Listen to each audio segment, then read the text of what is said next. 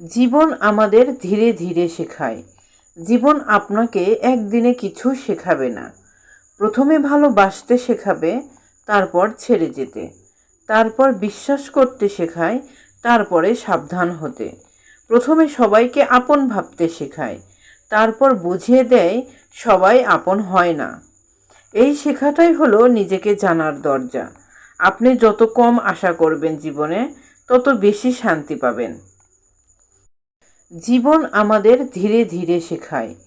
জীবন আপনাকে একদিনে কিছু শেখাবে না।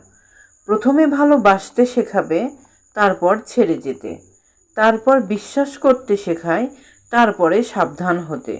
প্রথমে সবাইকে আপন ভাবতে শেখায়, তারপর বুঝিয়ে দেয় সবাই আপন হয় না। এই শেখাটাই হলো নিজেকে জানার দরজা।